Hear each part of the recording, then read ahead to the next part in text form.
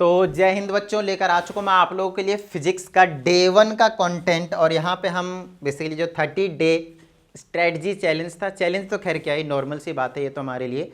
Paper के time पे 30 days में हम कंप्लीट करने वाले हैं सारी चीज़ें। ऐसा नहीं है कि भाई हम एक आधी चीज़ें छोड़ देंगे, सारी चीज़ें हम कंप्लीट करेंगे, ठीक है ना। तो उसके लिए नो डाउट एक वीडियो में अगर मैं बनाता हूँ तो थोड़ा सा हो सकता है लॉन्ग हो जाए और बोरिंग भी हो जाए, तो वैसा हम नहीं करेंगे। 2 वीडियो में एक चैप्टर को कंप्लीट करने की कोशिश करेंगे। 30 डेज में हमारे पास ऑलमोस्ट 13, 14, 15 के आसपास चैप्टर्स हैं हमारे पास फिजिक्स और केमिस्ट्री में। ये तो हो ही जाएंगे 30 दिन में। बात आती है मैथ्स की, हम बार बार कह रहे हैं आपको कि भैया वो लगभग नहीं भी ज़्यादा 45 से 50 दिन में कवर अप करेंगे, कोई दिक्कत नहीं है। तब तक हमारा पेपर हुआ भी नहीं रहेगा, है ना। डेट शीट नहीं आई रहेगी, डेट शीट आई रहेगी, मतलब टाइम नहीं आया हुआ रहेगा एग्जाम का, तो कोई दिक्कत नहीं, हमारा सारा काम जो है वो बन जाने वाला है, तो उसकी कोई टेंशन ही नहीं है। बस जो वीडियो अपलोड कर रहा हूँ बस देखते जाइए, करते जाइए, देखते जाइए, करते जाइए, देखते जाइए, करते जाइए, देखते जाइए, करते जाइए, मौज लीजिए। चलिए भाई शुरू करते हैं हम आज का फोर्सेस, आज का बेसिकली चैप्टर कंटेंट जो है आपके पास टर्निंग फोर्सेस, ठीक है। टर्निंग फोर्सेस को हम किसी और नाम से नहीं बल्कि हम इसको टॉर्क के नाम से जानते हैं, और इसको रिप्रेजेंटेशन देते हैं एक सिंबल से जिसको हम कहते हैं टाउ, TAO, टाउ, ठीक है ना, या फिर TOU कहते हैं, टाउ, टाउ बोलते हैं इसको, ठीक है। तो ये वाला सिंबल आपके पास थोड़ा सा टेढ़ा कर दीजिएगा टी को, उसके बाद बाकी सारी चीज़ें सेम है। ये टॉर्क है। अब ये टर्निंग फोर्स, ये जो टॉर्क है वो एक्चुअल में होता क्या है हमें सबसे पहले समझना पड़ेगा। तो आपने अपने रियल लाइफ में, डेली लाइफ में कहीं ना कहीं हर जगह पे सर्कुलर मोशन करवाया होगा, नो डाउट सर्कुलर मोशन तो होता है, लेकिन कई बार आपने, चलो एक सिंपल सा एग्जांपल देता हूँ टर्निंग फोर्सेस का। पर्टिकुलरली जब हम किसी एंगल की बात करते हैं तो उस टाइम पे हमारे पास टॉर्क जो है वो जनरेट होता है, और यहाँ पे हमारे पास ये आपके पास क्या कहते हैं इसको, टिडिंग टिडिंग, जो गेट है, दरवाजा है ना, मेरे सामने यहाँ पे दरवाजा है। अगर आपने दरवाजे को पकड़ा और उस पर अगर आप फोर्स लगा रहे हो, लिटिल बिट फोर्स लगा रहे हो, थोड़ा सा फोर्स लगा रहे हो, तो कोई टेंशन नहीं भाई, खुल जाएगा वो, बंद हो जाएगा, खुल जाएगा, बंद हो जाएगा। तो ये जो फोर्स आप लगा रहे हो वो अगर आप देखें तो एक स्ट्रेट लाइन में नहीं लगा रहे फोर्स। पहले हम क्या करते थे, स्ट्रेट लाइन में फोर्स लगाते थे, अब हम क्या करते हैं, टर्निंग फोर्सेस लगाते हैं, टर्न करवाते हैं। समझ में आ रही है बात, ऐसे करके टर्न करवाते हैं। जब भी हम फोर्स लगाते हैं टर्न करवाते हैं, गेट को खोलते हैं ऐसे करके, देखिएगा ऐसे फोर्स लगा रहा हूँ, फिर धीरे धीरे धीरे ऐसे खुल गया, फिर ऐसे ऐसे ऐसे बंद हो गया, फिर ऐसे ऐसे, टर्न हो रहा है, स्ट्रेट नहीं जा रहा, क्या हो रहा है, टर्न हो रहा है, मूव हो रहा है। तो मेन चीज़ यही है, टर्निंग फोर्सेस मतलब जो टर्न करवा दे, मूव करा दे इन सर्कुलर मोशन। समझ में आ गई एक बात। तो कभी भी हमारे पास जो भी चीजें होती है टॉर्क को समझने के लिए समझिएगा, मान लेते हैं ये हमारे पास एक पर्टिकुलर एक्सिस, ध्यान रखिएगा कोई भी ऑब्जेक्ट को जब आप मूव कराएंगे तो एक पर्टिकुलर एक्सिस में वो क्या रहेगा, फिक्स रहेगा, हिंज रहेगा, ठीक है ना। जैसे दरवाजे की बात करते हैं तो दरवाजा मान लेते हैं कि हमारा ये वाला दरवाजा था भाई, हमने इसको खोलना और बंद करना है, तो यहाँ से इसमें हिंजेज लगे होते हैं, हिंजेज लगे होते हैं जो क्या करता है, इसको फिक्स रखता है, और साथ में वहीं के अबाउट, एक्सिस के अबाउट उसको क्या करवाता है, रोटेट करवाते रहते हैं। समझ में आ गई बात। तो मान लीजिए दरवाजा था, अच्छा, और अगर मैं चीज़ों की बात करता हूँ तो चीज़ों को समझना है। यहाँ पे मान लीजिए मैंने फोर्स लगाया, फोर्स लगाया, तो जहाँ पे मैं फोर्स लगाता हूँ उसको बोलते हैं पॉइंट ऑफ एक्शन या फिर पॉइंट ऑफ फोर्स, जिस पॉइंट पे लगा रहा हूँ, ठीक है ना। और कैसे लगाएंगे, इसमें इस डायरेक्शन में ऐसे अंदर की तरफ लगाएंगे ऐसे, तो ये वाला जो लाइन ऑफ, ये जो एक्सिस होगा उसको हम बोलेंगे एक तरीके से लाइन ऑफ एक्शन, कि इस वाले लाइन पे फोर्स लगा रहे हैं। यहाँ पे ऐसे रखेंगे, इसको अंदर की ओर फोर्स लगा देंगे। एक एग्जांपल के तौर पे लीजिए, मान लीजिए आपकी बुक है, ऐसे बुक रखी हुई है, ठीक है, ये गेट ऐसे समझिए, यहाँ से हिंज्ड है ये, ठीक है ना, फिक्स एक्सिस है, इसको मैं ऐसे फोर्स लगा रहा हूँ यहाँ से इस वाले पॉइंट, तो जहाँ पे मैं फोर्स लगा रहा हूँ that is called point of force या फिर point of force of action, ठीक है। अच्छा, यहाँ से मैं फोर्स ऐसे लगा रहा हूँ, ऐसे अंदर की ओर जा रहा होगा, ऐसे करके ऐसे घूमेगा, तो इधर ये जो लाइन बन रहा है, टेंजेंट जो बन रहा है, ये टेंजेंट की बात कर रहा हूं मैं, उस टेंजेंट को हम क्या कहेंगे, yes that tangent called line of action. क्या कहेंगे इसको, लाइन ऑफ एक्शन। अच्छा, जहां से ये एक्सिस है, फिक्स्ड डिस्टेंस है, वहां से हमारा जो परपेंडिकुलर डिस्टेंस होता है, ये वाला उसको मोमेंट ऑफ आर्म कहते हैं, आर्म ऑफ मोमेंट कह लीजिए, आर्म ऑफ मोमेंट ही कहेंगे बेसिकली। तो मोमेंट आर्म ऑफ मोमेंट मतलब ये जो आर्म है वो मोमेंट करवाने वाला आर्म है, मतलब ये परपेंडिकुलर डिस्टेंस जो है वही मेन चीज रोल प्ले करने वाला है। यहाँ पे हमेशा परपेंडिकुलर डिस्टेंस ध्यान रखिएगा, ये ऐसे है और ये ऐसे है, तो दोनों क्या हो जाएंगे आपके पास, परपेंडिकुलर हो जाएंगे, और ऐसे फोर्स लगेगा कुछ इस तरीके से आपके पास घूमते चले जाएंगे। समझ में आ गई इतनी बात।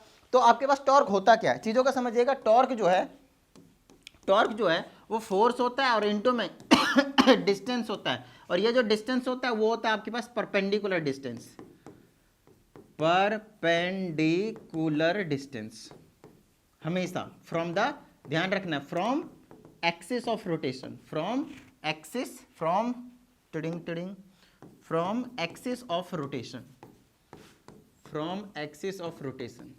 समझ में आ गई होगी बात मेरे हिसाब से, डन है इतनी बात, ठीक है। चलिए तो आपको टॉर्क समझ में आ गया होगा। चलिए ये जो टॉर्क होता है ना, वो होता है एक वेक्टर क्वांटिटी, ध्यान रखिएगा।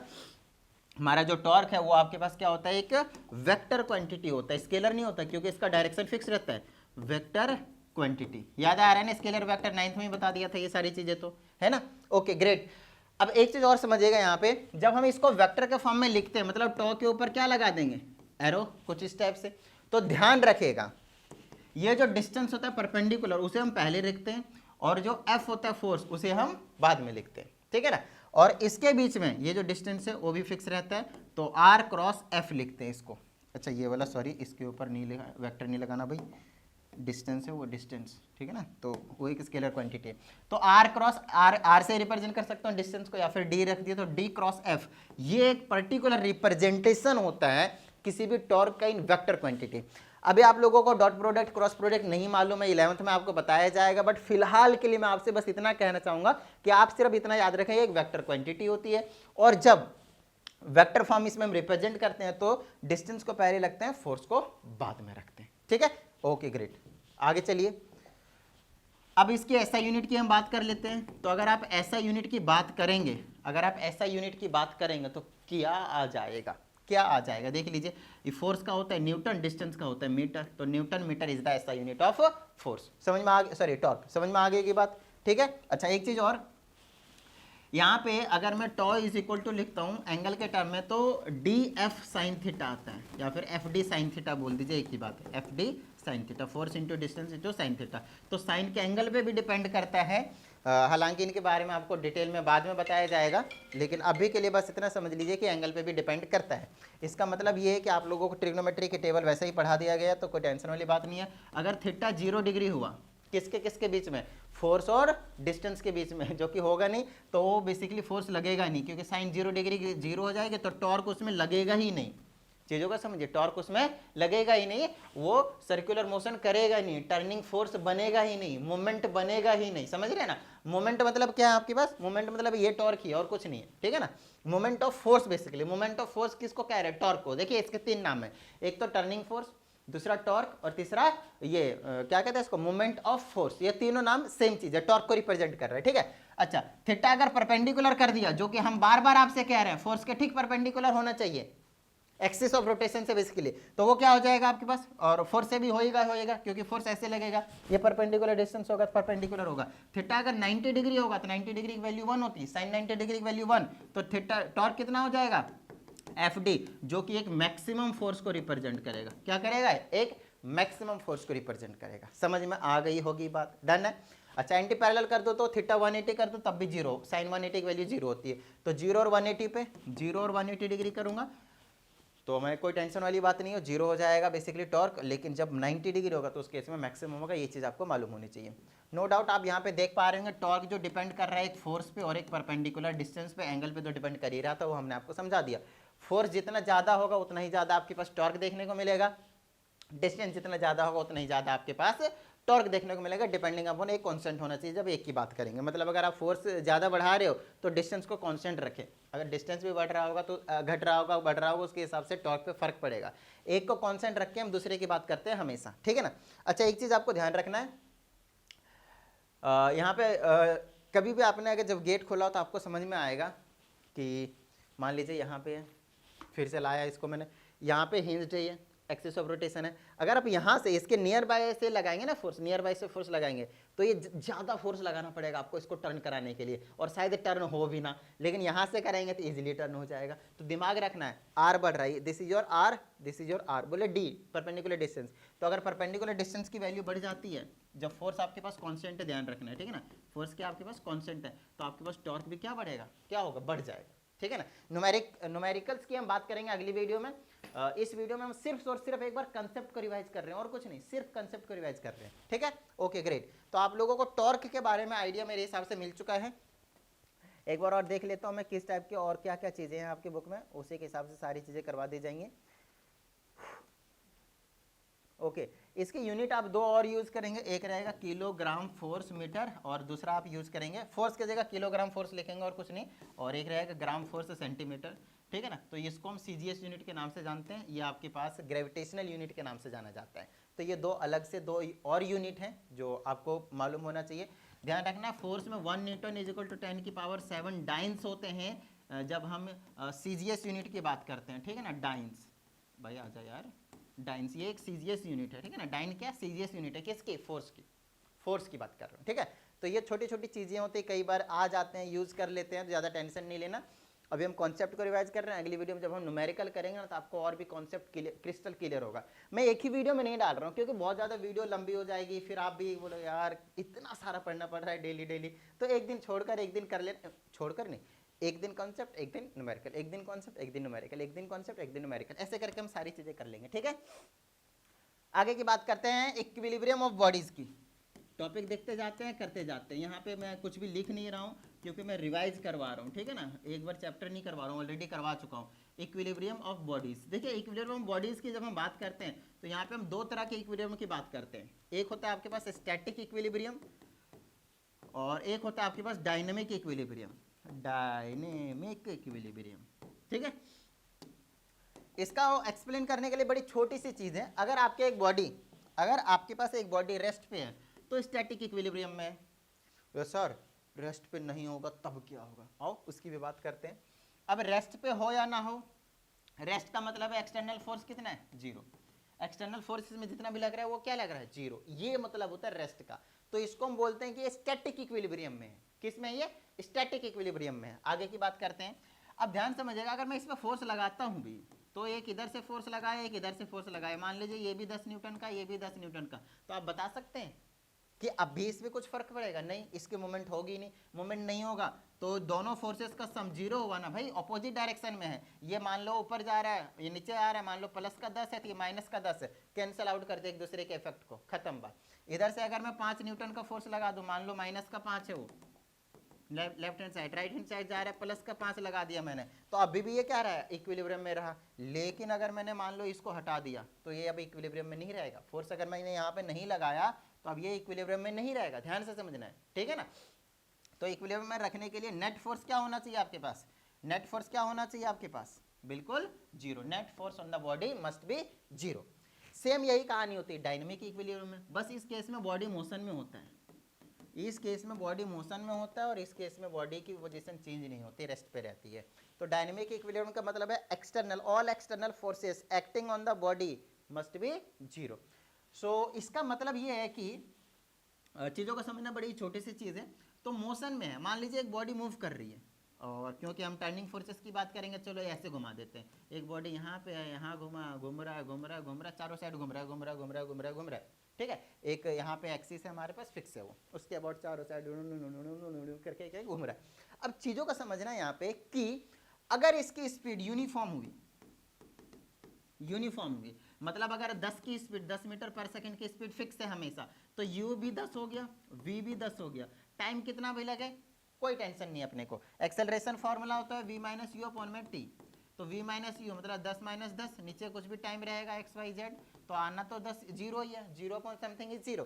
तो एक्सेलरेशन क्या रहा है यहाँ पे, 0, मतलब एक्सेलरेशन है ही नहीं। जब एक्सेलरेशन है ही नहीं तो वेलोसिटी क्या है आपके पास, यूनिफॉर्म। जब वेलोसिटी यूनिफॉर्म है इसका मतलब ये है कि टाइम के साथ उसकी स्पीड में, उसकी वेलोसिटी में कुछ भी चेंजेस देखने को नहीं मिल रहा है। और जब उसके में चेंजेस ही देखने को नहीं मिल रहा है मतलब all external forces are there 0, sum of all the external forces are 0, मतलब बाहर से कोई भी एक्सटर्नल फोर्स अगर लग भी रहा है तो बिल्कुल इक्वल लग रहा है, कोई टेंशन वाली बात नहीं, नेट फोर्स उस पर 0 है बॉडी पे, ठीक है ना। सो यहाँ पे आपके पास इक्विलिब्रियम में कहते हैं, इस केस में डायनेमिक में। डायनेमिक इक्विलिब्रियम का मतलब क्या, मोशन में तो होगा, मोशन में होगा लेकिन यूनिफॉर्म स्पीड में होगा, बस इतनी सी बात याद रख लीजिएगा, ठीक है ना, ज़्यादा टेंशन नहीं लेना।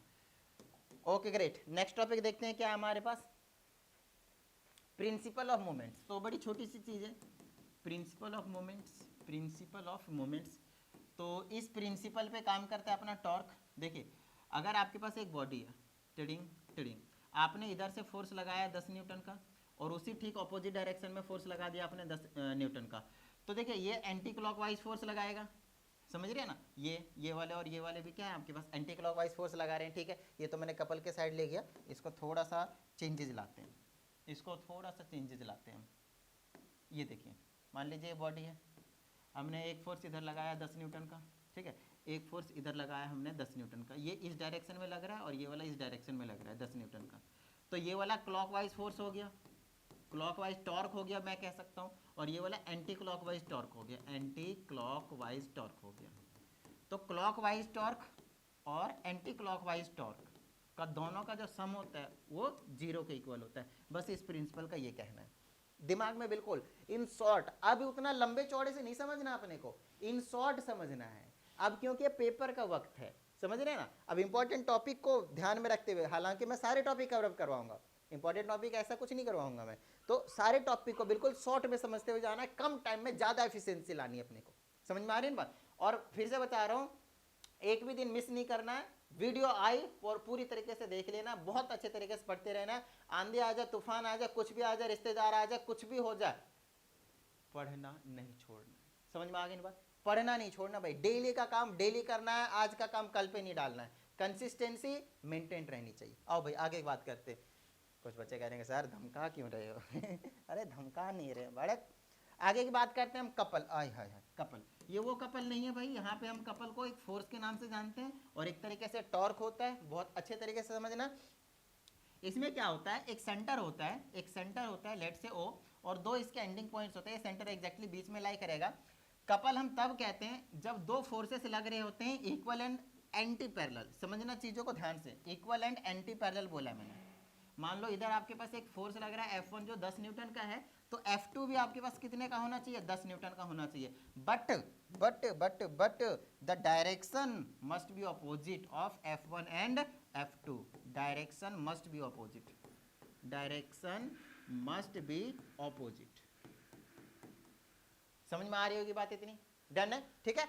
तो यहाँ पे 10 न्यूटन का फोर्स लग रहा है, यहाँ पे 10 न्यूटन का फोर्स लग रहा है, एक फोर्स ऊपर लग रहा है, एक फोर्स नीचे लग रहा है, तो ये बॉडी कैसे मूव करेगी, बताने चाहिए, ये बॉडी मूव कैसे करेगी, ये बॉडी ऐसे मूव करेगी, बोले तो anti clockwise, anti clockwise direction में ये मूव करने वाले। अच्छा एक चीज का ध्यान रखना है आपने, जब एंटी क्लॉकवाइज डायरेक्शन में टॉर्क लगता है, कपल लगता है, तो वो होता है आपके पास पॉजिटिव, और जब क्लॉकवाइज में लगेगा, क्लॉकवाइज में, क्लॉकवाइज के लिए क्या करूंगा मैं, एक फोर्स इधर लगाऊंगा, एक फोर्स इधर लगाऊंगा, ये मान लो कि 5 न्यूटन का, ये भी 5 न्यूटन का है, ये डायरेक्शन इधर घूमेगा, तो ये हो जाएगा आपके पास क्लॉकवाइज। और जब क्लॉकवाइज में हम मूव कराएंगे तो उस केस में आपके पास जो टॉर्क होगा वो होगा आपके पास नेगेटिव। बताइए किसी भी तरह की कोई प्रॉब्लम, डन है यहाँ तक, ठीक है। क्लॉकवाइज में नेगेटिव और एंटी क्लॉकवाइज में पॉजिटिव, याद रखना ये कपल हो गया। अच्छा कपल का फॉर्मुलेशन की बात कर लेते हैं भाई, मैथमेटिकल एक्सप्रेशन की बात कर लेते हैं। और अगर आप मैथमेटिकल एक्सप्रेशन की बात करते हैं तो इसमें आता है वही सेम चीज है, कपल का जो फॉर्मूला निकल कर आता है, फोर्स आइदर फोर्स, दोनों में से कोई सा एक फोर्स, और मल्टीप्लाइड बाय में डिस्टेंस आर्म, आर्म डिस्टेंस, तो आर्म पूरा का पूरा ये होता है, पूरा का पूरा आर्म ये होता है। मान लो इसका डिस्टेंस कितना हो गया, डी हो गया, तो फोर्स इंटू में डिस्टेंस, ये टॉर्क ही हो गया एक तरीके से। लेकिन इसमें सर फर्क क्या है, तो दोनों एंडिंग में फोर्स लग रहा होता है, टॉर्क में एक ही एंडिंग में फोर्स लग रहा होता है। इसको आप ऐसे कह सकते हैं, अगर ये एक्सिस ऑफ रोटेशन है तो यहाँ पे टॉर्क लग रहा होगा, मान लो ये वाला डिस्टेंस d1 है, तो ये हो गया फोर्स इंटू में d1। यहाँ पे एक फोर्स लग रहा होगा एंटी क्लॉकवाइज डायरेक्शन में, तो प्लस कर देंगे फोर्स इंटू में d2, ये वाला डिस्टेंस मान लो d2, तो यहाँ पे f कॉमन ले लोगे तो आ जाएगा d1 प्लस में d2, और ये d1 प्लस d2 किसके इक्वल है, d के इक्वल है, तो फोर्स इंटू में डिस्टेंस आ गया वापस। लेकिन ये पूरे लेंथ की बात करेगा, सिर्फ एक्सिस तक की बात नहीं करेगा कपल में, बस इतनी सी बात आपने याद रखनी है। आई होप आपको समझ में आ गया होगा। हम न्यूमेरिकल्स की बात करेंगे, डरना नहीं है, ठीक है, न्यूमेरिकल्स की बात करेंगे, आपको डरना नहीं है, ठीक है ना।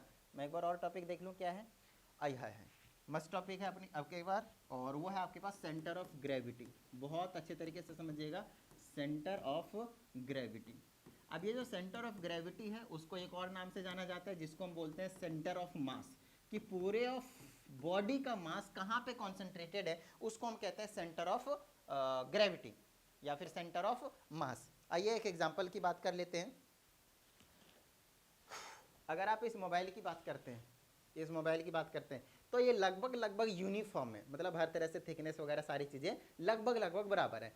तो इसका जो सेंटर ऑफ मास लाई करता है, मतलब पूरे बॉडी का जो कॉन्सेंट्रेटेड मास होगा वो एक पर्टिकुलर पॉइंट पे होगा। जैसे कि इस वाले पॉइंट पे एग्जैक्टली बीच पे आना चाहिए मेरे हिसाब से थे, और उसी पॉइंट पे अगर आप इसको होल्ड करते हैं तो पर्टिकुलरली ये होल्ड हो जाएगा, लाइक समथिंग दिस।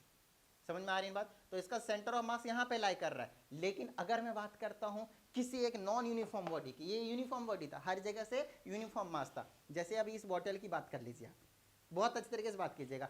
इधर का अगर आप मास देखें तो बहुत ही थोड़ा सा कम है, इधर का ज़्यादा है। तो जिधर मास ज़्यादा रहता है सेंटर ऑफ मास उधर जाके ऑक्यूपाई कर लेता है अपनी जगह, ठीक है ना, उधर शिफ्ट हो जाता है। अगर आपको लग रहा होगा एग्जैक्ट बीच वाला पॉइंट यहाँ पे है और यहाँ से इसको अगर मैं इस तरह से होल्ड करता हूँ तो होल्ड मैं कर पाऊंगा, ऐसा नहीं होगा। यहाँ से अगर आप होल्ड करेंगे ना बीच में बिल्कुल इतना डिस्टेंस, आप बोलोगे कि इधर दोनों से इक्वल डिस्टेंस मेजर कर लिया और बीच में कहीं ये वाला पॉइंट आ रहा है, इस पे होल्ड करेंगे, होगा ही नहीं। लेकिन इसी को अगर थोड़ा इधर होल्ड करेंगे, इधर इधर वाले पॉइंट से, तो ये बहुत अच्छे तरीके से बैलेंस हो जाएगा। अंदर थोड़ा वाटर है इसलिए वो इधर उधर हिल रहा है, जिसकी वजह से वैसा हो रहा है ना। इधर तो ये देखिए कहाँ पे शिफ्ट हुआ है, इधर शिफ्ट हुआ है, तो इधर ज़्यादा मास था इसीलिए इधर शिफ्ट हुआ है। एक हम यूनिफॉर्म रोड की बात कर लेते हैं। जैसे कि मेरे पास ये एक यूनिफॉर्म रोड है, अगर आप इस यूनिफॉर्म रोड की बात करते हैं तो लगभग लगभग यूनिफॉर्म है। इसका सेंटर बस एग्जैक्ट बीच में लाई करेगा, देख लीजिए लगभग लगभग कहाँ पे लाई करेगा, कहाँ पे लाई करेगा, यहाँ पे लाई कर रहा है, बिल्कुल एग्जैक्ट बीच में।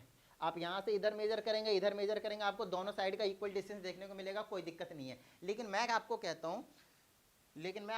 हूँ थोड़ा सा यहाँ पे मैंने कुछ मास लटका दिया। मान लीजिए कि ये वाला जो ताला है वो, अरे भाई लटक जा थोड़ा सा, मान लो कि यहाँ पे मैंने लटका दिया, इस वाले ताले को मैंने यहाँ पे लटका दिया। अब अच्छे से देखना, पहले ये यूनिफॉर्म रॉड था, अब देख लीजिए यहाँ पे क्या हो चुका है, इधर ज़्यादा मास आ चुका है। तो सेंटर ऑफ मास किधर शिफ्ट होगा वो देख लेना, सेंटर ऑफ मास अब इधर शिफ्ट हो जाएगा जिधर ज़्यादा मास है। अब यहाँ बीच में एग्जैक्ट बीच में लगभग ये वाला पॉइंट था, अब ये वाले पॉइंट में ये बैलेंस नहीं होगा। अब आपके सेंटर ऑफ मास इधर शिफ्ट हो गया पूरे बॉडी का, ये रहा। पहले यूनिफॉर्म था, अब मैंने नॉन यूनिफॉर्म कर दिया है। अब इसको बैलेंस करने के लिए आप खुद देखें कि किधर सेंटर ऑफ मास शिफ्ट हुआ, देख लीजिए किस साइड हुआ। जिधर ज़्यादा मास होता है उधर सेंटर ऑफ मास शिफ्ट हो जाता है। आपको हमेशा ध्यान रखना है इस चीज़ को, ठीक है, इतनी बात ठीक है। तो जितने भी यूनिफॉर्म बॉडीज होते हैं, ध्यान से समझिएगा, जितने भी यूनिफॉर्म बॉडीज होते हैं उसमें तो कोई दिक्कत ही नहीं है, बिल्कुल एग्जैक्ट बीच वाले पोर्शन में आप डाल दीजिए, मज़ा सा आ जाएगा। जैसे कि हमने बात कर लिया, किसकी बात कर लें, आपके बुक में क्या क्या दिया हुआ है वो मैं एक बार चेक कर लेता हूँ। जैसे यूनिफॉर्म रॉड है जो अभी बताया मैंने, अगर यूनिफॉर्म रॉड है आपके पास तो बिल्कुल बीचों बीच में लाई करेगा एक्स एक्सिस के मिड पॉइंट पे। तो हम बात कर रहे थे रॉड की, तो अगर आप देखें तो रॉड के बिल्कुल सेंटर में आपके पास जो लाई करने वाला है। उसके बाद अगर हम आगे की बात करते हैं, दूसरा है आपके पास सर्कुलर डिस्क। जैसे सर्कुलर डिस्क, ध्यान रहे कंप्लीटली सॉलिड, जैसे कॉइन नहीं तो कॉइन वैसे, तो यूनिफॉर्म है तो सेंटर पे लाइट करने वाला है, कोई टेंशन वाली बात नहीं है। ट्राइंगुलर अगर कोई लेमिना आ जाए इस शेप का, मान लो इसी शेप को इसमें कन्वर्ट कर दिया है, बिल्कुल सॉलिड, ध्यान रखना प्लेट है एक टाइप का ट्राइंगुलर शेप का, तो कहाँ पे लाइक कर जाएगा इसका, बिल्कुल सेंटर यहाँ पे, सॉरी मीडियंस के जहाँ पे इंटरसेक्ट करेंगे ना, मीडियंस जहाँ पे इंटरसेक्ट करेंगे वहाँ पे ध्यान रखना है। इसका ट्रायंगल का हमेशा वही तो है, जिसको हम क्या कहते थे, सेंट्रॉइड कहते थे, ठीक है ना, सेंट्रॉइड, ठीक है, ओके। नेक्स्ट सिलेंडर, चाहे हॉलो हो या फिर स्फेरिकल हो, ध्यान रहे, अरे यार क्या कर, चाहे वो हॉलो हो या फिर सॉलिड हो, इनका कहाँ पे लाई करता है, हॉलो हो या फिर सॉलिड हो, एक्सिस के बिल्कुल मिड पॉइंट पे, सॉलिड कौन हो, जैसे ये वाला आपके पास हो गया, कौन जो 3D वाला होता है ना, जैसे टोपी आपने देखा होगा, लेकिन हम सॉलिड की बात करें पर्टिकुलरली, पूरी तरह से सॉलिड कोन की बात कर रहे हैं। तो ये पूरी होती है इसकी हाइट, h होती है हाइट, यहाँ से लेकर यहाँ तक पूरी होती है हाइट, ठीक है। तो हाइट के h/4 पे लाई करता है, क्योंकि नीचे ज़्यादा मास होता है ना, तो 1 2 टिडिंग ज़्यादा कर दिया मैंने, 1 2 3 4 इक्वल हिस्से में बांट दीजिए इसको, हाइट बाई 4, तो यहाँ पे लाई करता है h/4 पे, फ्रॉम द बेस, ध्यान रखना नीचे से h/4 पे लाई करता है, 1/4 हिस्से पे हाइट के, ठीक है। उसके बाद अगर हॉलो कौन होता है तो इसी का 1/3, अगर ये हॉलो होता तो h/3 हो जाता है, ध्यान रखना है, 3 इक्वल हिस्से में नीचे से 1/3 पे, ठीक है, of the height. Rectangular lamina हो, पैरेललोग्राम हो या फिर स्क्वायर लैमिना हो, इनकी कोई दिक्कत नहीं, इनका डायगोनल जहाँ पे मीट करता है वहाँ पे लाई करते हैं, ठीक है। तो ये कुछ चीज़ें बता रहा हूँ, की पॉइंट्स जो आपको हमेशा याद होनी चाहिए। नेक्स्ट हम बात करेंगे तो यहाँ पे हमारे पास कुछ ऐसे भी चीज़ें होती हैं जिनके सेंटर ना अंदर लाई नहीं करता। जैसे अभी आपने देखा इनमें से जितने भी थे सबके सेंटर कहाँ लाई करते हैं, इनसाइड द बॉडी। बट कुछ ऐसे भी हमारे पास बॉडीज होते हैं जो आउटसाइड लाई करते हैं, आउटसाइड, ठीक है ना।